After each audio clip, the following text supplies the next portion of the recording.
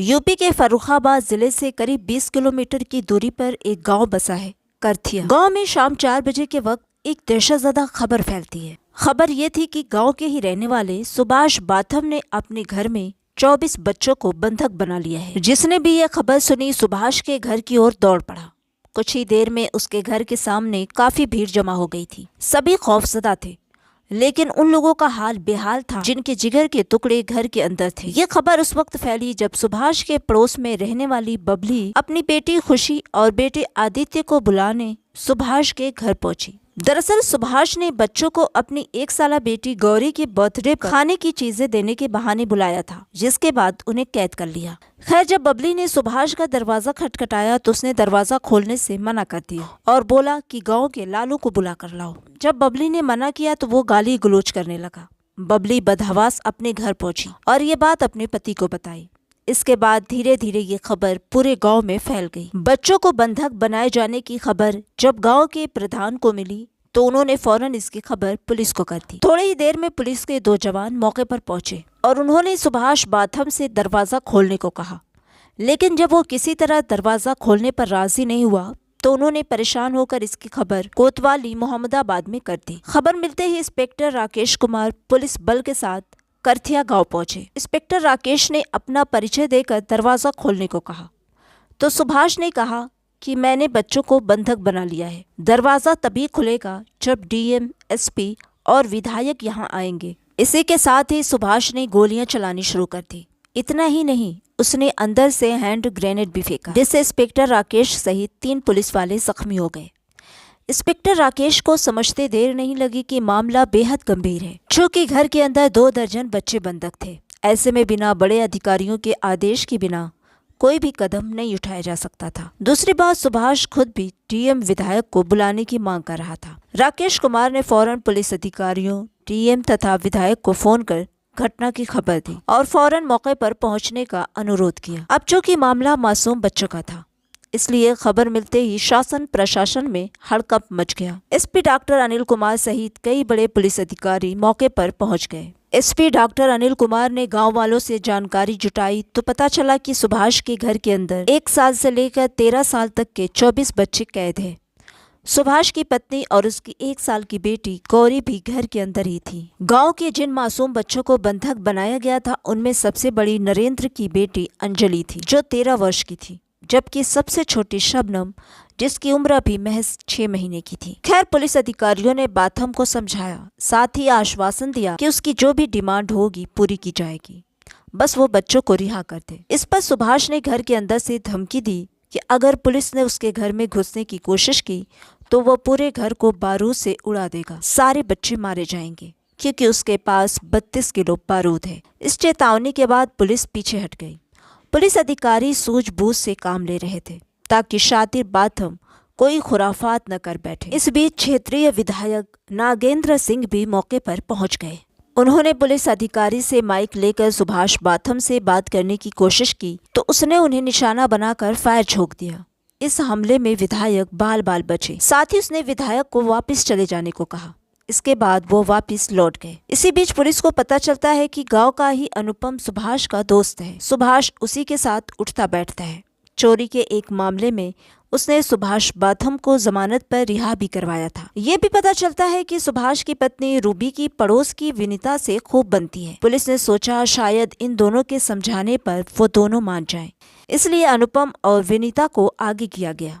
अनुपम की आवाज देने पर सुभाष बाथम मेन गेट पर आकर उससे बात करने लगा। अनुपम ने उसे समझाने की कोशिश की तो वो अनुपम पर भी गुस्सा हो गया और दरवाजे के नीचे से उस पर फायर झोंक दिया। गोली अनुपम के पैर पर लगी और वो दर्द से तड़पने लगा। इसी बीच विनीता आगे बढ़ी और रूबी को आवाजें देने लगी तो सुभाष बाथम ने उस पर भी फायर झोंक दिया। पुलिस ने दोनों जख्मियों को हॉस्पिटल भिजवाया, जब तक क्यूआरटी और एसओजी टीम भी मौके पर पहुंच चुकी थी। फोर्स ने आते ही सुभाष बाथम के घर को चारों ओर से घेर लिया। पुलिस ने कई बार घर के अंदर घुसने की कोशिश की, लेकिन बच्चों की सुरक्षा को देखते हुए वो पीछे हट जाती। सुभाष बाथम घर के अंदर से संवाद भी करता जा रहा था और गोली भी चला रहा था। साथ ही वो कभी बच्चों के लिए बिस्किट की मांग करता तो कभी मीडिया वालों को बुलाने की बात करता। पुलिस अधिकारी बराबर सुभाष बाथम के घर की टोल ले रहे थे, लेकिन उन्हें बच्चों के रोने चिल्लाने या बोलने की आवाज सुनाई नहीं दे रही थी, जबकि घर के अंदर एक दो नहीं बल्कि 24 बच्चे कैद थे। बच्चों की आवाजें न आने से पुलिस अधिकारी परेशान थे। बच्चों के बंधक बनाए जाने की खबर पाकर मीडिया कर्मियों का भी जमावड़ा शुरू हो गया था। चैनलों की ब्रेकिंग न्यूज लोगों के दिलों की धड़कनें बढ़ा रही थी। सभी के मन में जिज्ञासा थी कि आखिर बच्चों के साथ क्या होने वाला है। करथिया गांव के अलावा आसपास के गांव वाले भी ये खबर मिलते ही करथिया गांव में जमा हो गए। पुलिस के लिए भीड़ संभालना मुश्किल हो रहा था। भीड़ की वजह से पुलिस के काम में भी बाधा आ रही थी। दूसरी तरफ जब ये खबर प्रदेश के सीएम योगी आदित्यनाथ जी तक पहुंची तो उन्होंने फर्रुखाबाद के एसपी व डीएम को फटकार लगाई और तुरंत ऑपरेशन मासूम के नाम पर उच्च स्तरीय बैठक की। सीएम योगी आदित्यनाथ जी ने अधिकारियों से बच्चों को सुरक्षित निकालने का आदेश दिया। उन्होंने कहा कि बच्चों को सुरक्षित बचाना हमारी प्राथमिकता है। किसी के शरीर पर खरोच भी नहीं आनी चाहिए। मुख्यमंत्री का आदेश पाते ही डीजीपी ओम प्रकाश सिंह ने ऑपरेशन मासूम की कमान आईजी मोहित अग्रवाल को सौंपी और उन्हें फौरन करथिया गांव रवाना कर दिया। वहीं एडीजी पीवी राम शास्त्री ने एटीएस टीम को भी तुरंत करथिया गांव रवाना कर दिया। अधिकारी डीजीपी ऑफिस से ऑपरेशन मासूम की मॉनिटरिंग करने लगे। दूसरी तरफ मुख्यमंत्री योगी जी ने इस घटना की खबर प्रधानमंत्री नरेंद्र मोदी जी और गृह मंत्री अमित शाह को भी दे दी। योगी जी ने गृह मंत्री से एनएसजी कमांडो भेजने की मांग की। इसके बाद एनएसजी कमांडो को भी करथिया गांव रवाना कर दिया गया। तब तक रात के 10 बज चुके थे। भीषण ठंड के बावजूद हजारों लोग मौके वारदात पर मौजूद थे। सबकी निगाहें सुभाष बाथम के घर को ताक रही थी। किसी को समझ में नहीं आ रहा था कि बच्चों को कैसे छुड़ाया जाए। पुलिस असहज थी, लोग दहशत में थे। पुलिस ने सुभाष का ध्यान भटकाने के लिए गांव के 4 लोगों को लगा रखा था जो सुभाष बाथम को अच्छे से जानते थे। उन्हीं में से एक ने सुभाष को बोला कि डीएम साहब आ गए हैं, तुम्हारी जो समस्या है बाहर आकर कहो। इस पर सुभाष ने कहा कि अब कोई भी आ जाए मैं दरवाजा नहीं खोलूंगा। थोड़ी देर बाद सुभाष ने दीवार की छेद से एक पत्र बाहर फेंका जिसमें उसने अपनी समस्या और मांग लिख रखी थी। उसने लिखा था कि वो मेहनत मजदूरी करके अपने परिवार को पालता है। प्रधानमंत्री आवास योजना के तहत कॉलोनी आई, लेकिन गांव के प्रधान ने उसे नहीं दी, न ही शौचालय बनवाया। उसने इस सिलसिले में बहुत चक्कर काटे लेकिन कुछ हासिल नहीं हुआ। सुभाष बाथम ने प्रति बच्चा 1 करोड़ रुपए की मांग की थी। मकान के अंदर से सिर्फ सुभाष बाथम ही नहीं, उसकी पत्नी रूबी भी बात कर रही थी। रूबी ने कहा कि अगर अधिकारी 24 करोड़ रुपए देने को राजी हो जाएं, तो वो सभी बच्चों को रिहा कर देंगे। साथ ही उसने सुभाष के खिलाफ चल रहे सभी मुकदमों को भी खत्म करने की शर्त रखी। इसी बीच गाँव के अंशुल नामी एक शख्स ने सुभाष बाथम से रिक्वेस्ट की कि उसकी कैद में 6 महीने की शबनम भी है, वो भूखी प्यासी होगी, कम से कम वो उसे ही बाहर निकाल दे। इस पर कुछ देर बाद सुभाष बाथम ने मासूम शबनम को पीछे वाले कमरे की दीवार के एक छेद से अंशुल को थमा दिया। लगभग 7 घंटे बाद पहली बच्ची सुभाष की कैद से छूटी तो अधिकारियों को लगा कि शायद सुभाष और उसकी पत्नी का रुख नर्म पड़ रहा है। दूसरी तरफ आईजी मोहित अग्रवाल जी लगभग 4 घंटे का सफर तय करके रात 12:30 बजे करथिया गांव पहुंचते हैं। गांव पहुंचते ही उन्होंने ऑपरेशन मासूम की पहल शुरू कर दी। मोहित अग्रवाल जी ने एसओजी टीम के साथ सुभाष के मकान की छत पर पहुंचे और वहां का जायजा लिया। इसके बाद वो पड़ोस की छत पर पहुंचे और पूरी स्थिति को भांपा। उन्होंने छतों पर हथियारों को लोड कराकर पुलिस टीम को तैनात कर दिया और उन्हें अलर्ट रहने को कहा। फिर उन्होंने सुभाष के घर का चक्कर लगाकर जायजा लिया। इसी बीच सुभाष बाथम को महसूस हुआ कि पुलिस की गतिविधियां बढ़ रही हैं, तो उसने दहशत फैलाने के लिए 2 फायर किए। दोनों फायरिंग में लगभग 10 सेकेंड का अंतराल था। आईजी मोहित अग्रवाल ने सोचा कि अगर सुभाष पर काबू पाना है तो ऑपरेशन को 10 सेकेंड में ही पूरा करना होगा, क्योंकि वो एक बार फायर करने के बाद 10 सेकेंड में ही हथियार लोड करता है। उन्होंने घर का जायजा लेते हुए ये भी देख लिया था कि घर के अंदर जाने के 2 दरवाजे हैं। मुख्य दरवाजा सामने था जो कि लोहे का बना हुआ था, जबकि दूसरा मकान के पीछे जो लकड़ी का था। तय ये हुआ कि जब सुभाष गोली चलाएगा तभी फोर्स पीछे का दरवाजा तोड़कर घर के अंदर दाखिल होगी और 10 सेकेंड के अंदर उसे पकड़ने की कोशिश करेगी। ये भी तय हुआ कि दरवाजा टूटने की भनक सुभाष को ना लगे। इसके लिए गांव के कुछ लोगों को घर के सामने से पत्थरबाजी करने और शोर मचाने को कहा गया। कुछ देर बाद जैसे ही सुभाष ने गोली चलाई पुलिस टीम ने पीछे का दरवाजा तोड़ा और घर के अंदर दाखिल हो गई। जब तक पुलिस सुभाष तक पहुंचती तब तक वह दोबारा गोली लोड कर चुका था। उसने गोली चलाई जो टीम का नेतृत्व कर रहे आईजी मोहित अग्रवाल के बुलेट प्रूफ जैकेट में लगी। वार खाली जाते देख वो पत्नी रूबी के साथ गेट खोलकर बाहर की ओर भागा। बाहर भीड़ ने रूबी को घेर लिया और मारो मारो कहते हुए उस पर टूट पड़े। ये देखकर सुभाष पीछे के कमरे की ओर भागा, लेकिन योजना के तहत उधर पहले से ही पुलिस तैनात थी। पुलिस को देखते ही उसने फिर से फायर झोंक दिया। अब की बार गोली एसओजी प्रभारी दिनेश कुमार के बुलेट प्रूफ जैकेट में फंस गई। सुभाष दोबारा फायर करने ही वाला था कि एसओजी जवान नवनीत कुमार ने उस पर फायर झोंक दिया। सुभाष घायल होकर जमीन पर गिर पड़ा और मौके पर ही दम तोड़ दिया। दूसरी तरफ बेकाबू भीड़ ने रूबी को पीट पीट कर बुरी तरह घायल कर दिया। बड़ी मुशक्कत के बाद पुलिस रूबी को भीड़ के चंगुल से छुड़ा पाई और उसे हॉस्पिटल रवाना कर दिया, लेकिन उसे भी बचाया नहीं जा सका। पुलिस ने अब बच्चों की तलाश शुरू कर दी। सुभाष बाथम ने कमरे के अंदर एक तहखाना बना रखा था जिसमें सभी बच्चे कैद थे।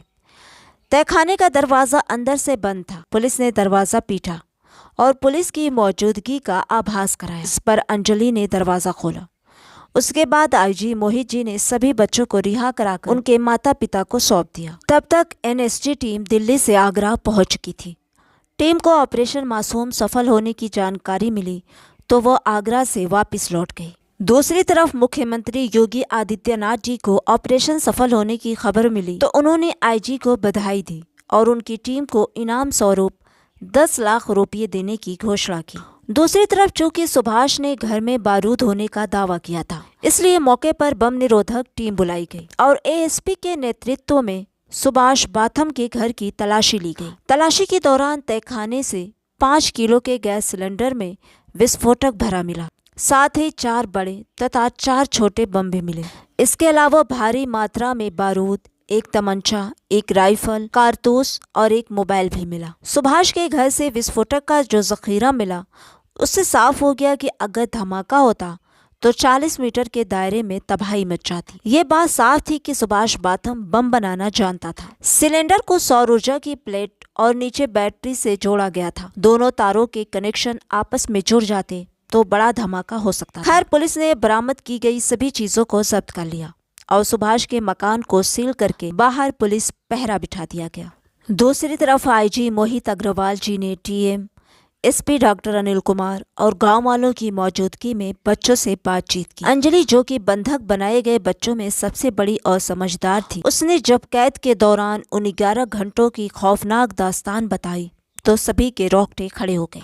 अंजलि ने बताया कि जब वो चाचा सुभाष के घर पहुंची तो तहखाने में 12 बच्चे मौजूद थे। उसके बाद और बच्चे आते गए और उनकी तादाद 24 हो गई। तब उनको एक दरी दी गई, सब उसी पर बैठ गए। वहाँ बर्थडे मनाने जैसा कोई इंतजाम नहीं था, जिससे उसके मन में कुछ शक सा हुआ। कुछ देर में जब बच्चे शोर मचाने लगे तो सुभाष चाचा ने सबको डांटा और धमकी दी कि अगर शोर मचाया तो सबको बम से उड़ा देंगे। ये सुनकर सभी बच्चे डर गए। इसके बाद तो बच्चों की सिसकियों पर भी पाबंदी लग गई। अगर कोई बच्चा आवाज भी निकालता तो दूसरा बच्चा उसके मुंह पर हाथ रख देता था। इस खौफनाक मंजर का हाल बताते समय अंजलि के चेहरे पर दहशत झलक रही थी। उसने बताया कि तहखाने के अंदर एक बोरी में बारूद रखा था जिसमें बिजली का तार लगा था। साथ ही एक गैस सिलेंडर भी रखा हुआ था, उसमें से भी तार निकला हुआ था जो ऊपर कमरे की ओर गया हुआ था। सुभाष चाचा बार बार धमकी दे रहे थे कि अगर मुंह से आवाज निकाली तो सबको बम से उड़ा देंगे। कुछ देर बाद जब सुभाष चाचा तहखाने से बाहर चले गए तो अंजलि ने जल्दी से उठकर तहखाने का दरवाजा अंदर से बंद कर लिया और फिर सुभाष चाचा के बार बार कहने पर भी नहीं खोला। अंजलि ने बताया कि जब उसकी निगाह बोरी और सिलेंडर पर पड़ी तो उसे लगा कि सुभाष चाचा इसी से उन्हें उड़ाने की धमकी दे रहे थे। अंजलि ने हिम्मत जुटाकर बोरी के बाहर निकला तार दांत से काट दिया। फिर गैस सिलेंडर से निकला तार भी दांत से काट दिया। अंजलि ने बताया कि रूबी चाची ने दरवाजे के नीचे से उन्हें बिस्किट और खाना दिया, लेकिन सभी बच्चे डरे हुए थे, इसलिए किसी ने कुछ नहीं खाया।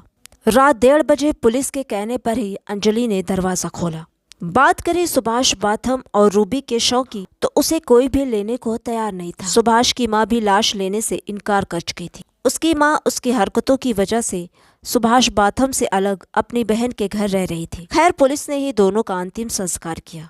7 फरवरी 2020 को मुख्यमंत्री योगी आदित्यनाथ जी ने अपने आवास पर सभी 24 बच्चों को सम्मानित किया। साथ ही सुभाष बाथम की बेटी गौरी की परवरिश सरकार द्वारा किए जाने की घोषणा की।